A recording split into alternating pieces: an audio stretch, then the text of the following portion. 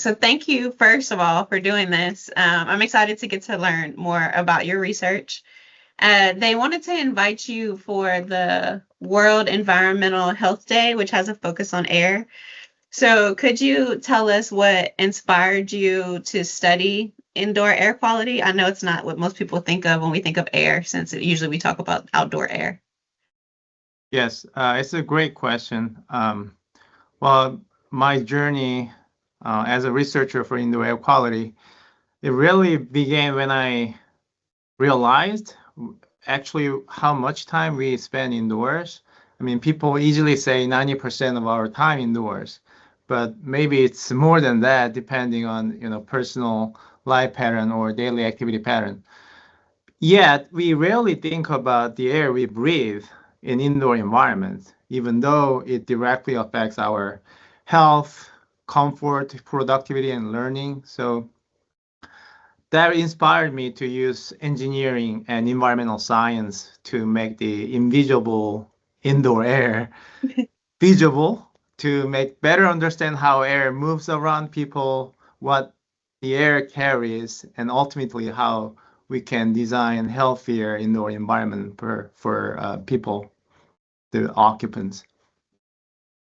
That's really interesting. Has there been something that was incredibly surprising or eye-opening that you discovered throughout your researching indoor air quality?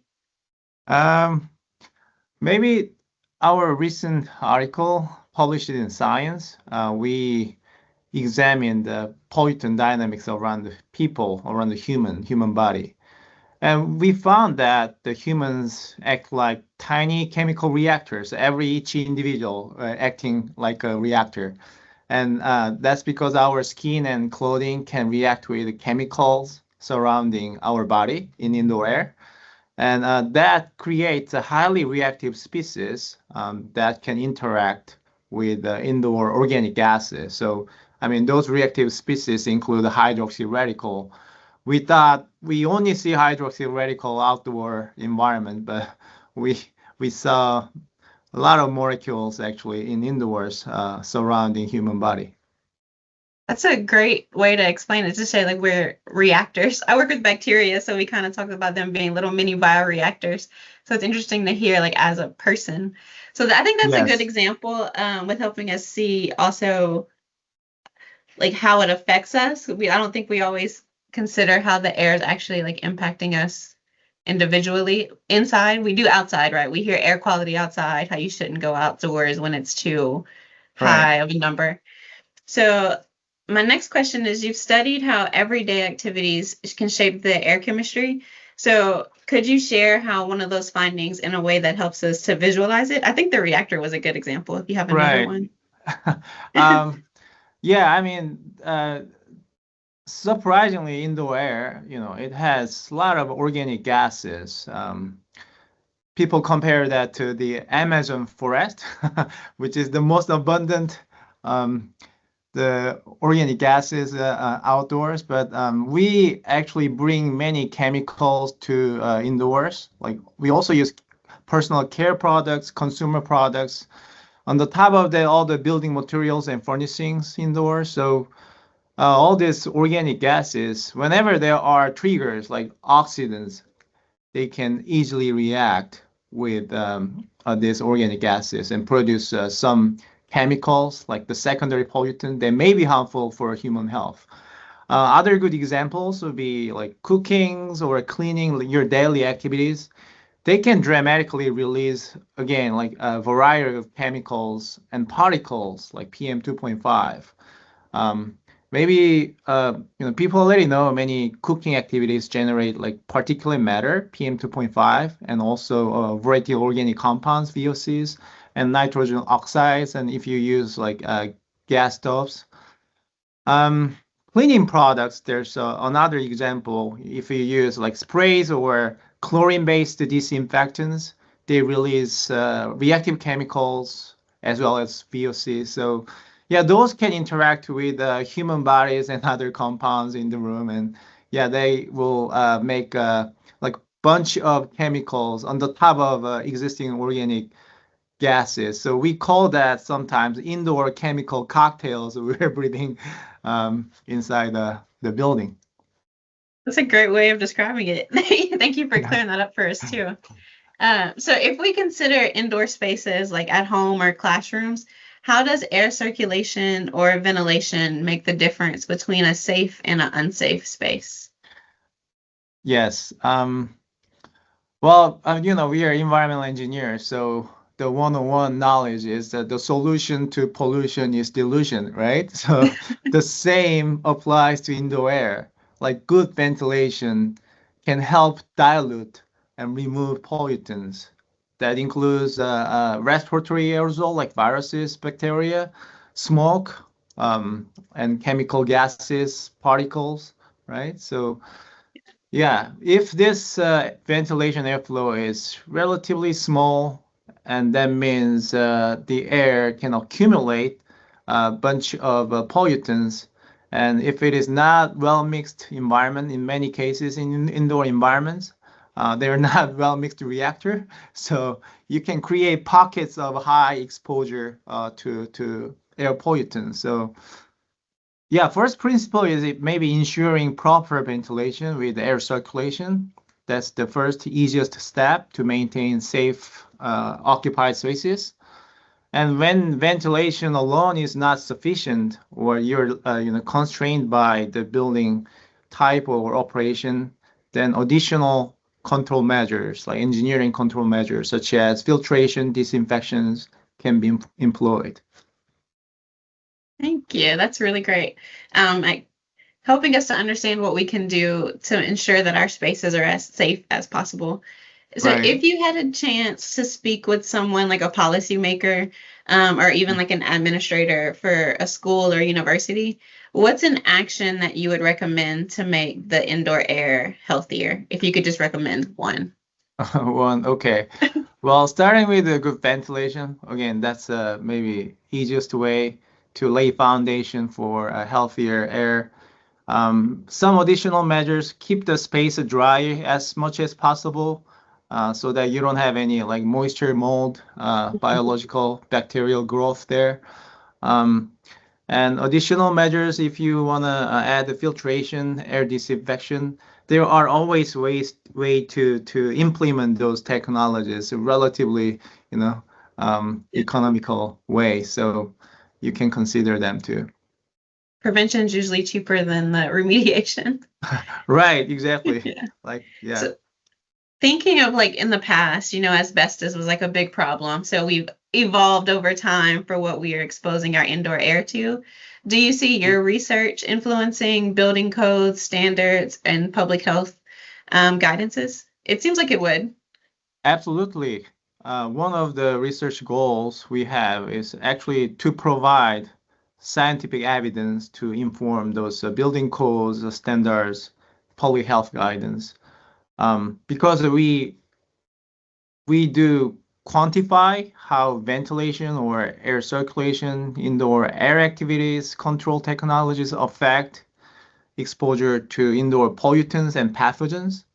Um, so we, based on our research, we can, find the ways to ensure, like schools or other buildings, how they can be designed or operated for healthier environments. So, yeah, ultimately, our finding can support the policies and that can have impact on our daily well-being and activities.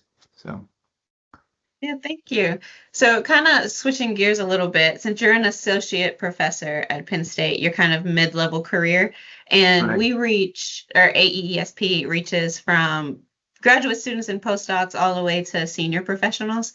So, and trying to inspire the next generation of environmental engineers and environmental engineering researchers through your NSF career, which congratulations on receiving that highly Thank you. competitive award.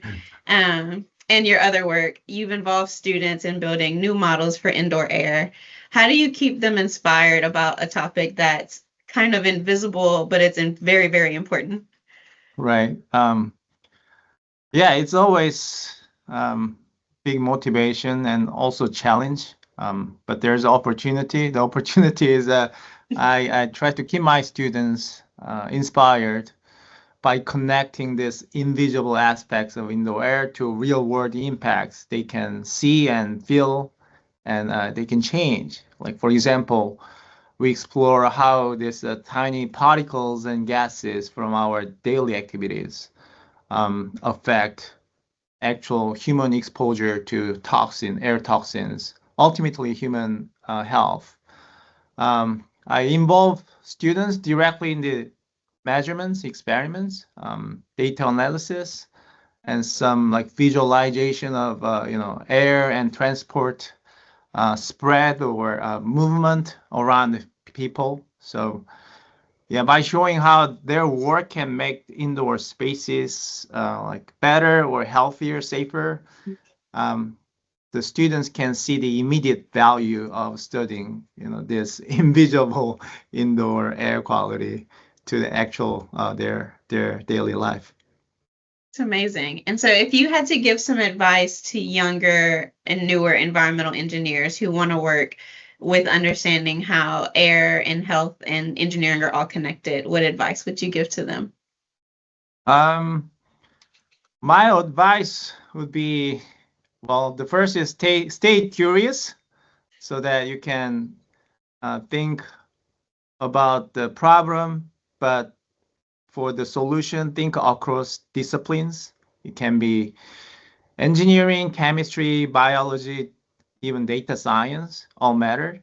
Um, Embrace hands-on experiences and seek out opportunities to work on the actual real-world problems, real-world um, engineering challenges.